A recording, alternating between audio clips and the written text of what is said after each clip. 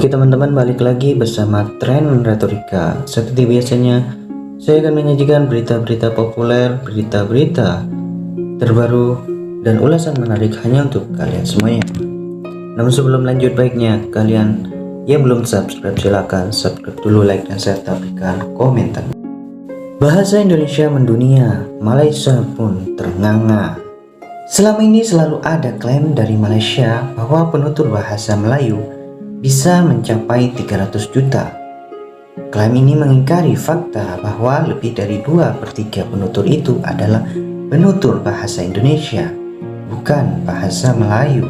Di Malaysia jelas undang-undang mereka menjadikan bahasa Melayu sebagai bahasa nasional.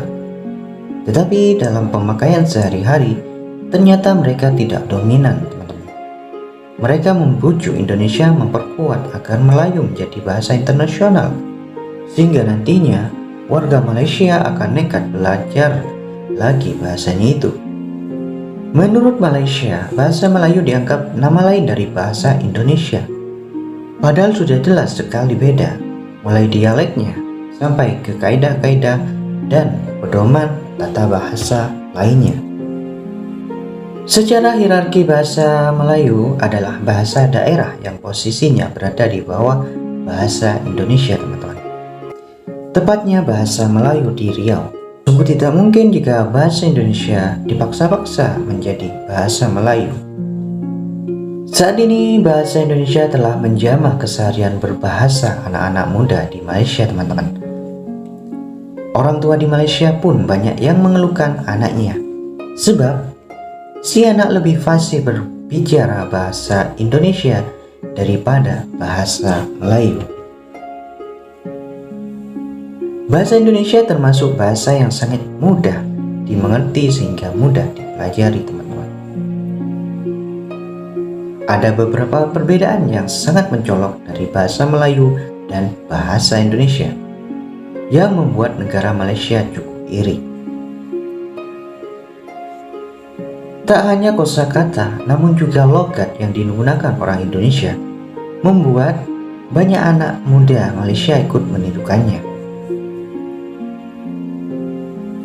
Bahasa Indonesia terus berkembang dan maju, teman-teman. Tapi sebaliknya bahasa Melayu di Malaysia meredup tergilas bahasa asing, terutama bahasa Inggris. Bahasa Melayu di Malaysia hanya ditutur atau digunakan oleh sebagian saja rakyat Malaysia yang berjumlah 32 juta. Dan yang sebagian itu pun bertutur Melayu dengan bercampur kata-kata dalam bahasa Inggris. Dan akibatnya bahasa Melayu jadi rusak.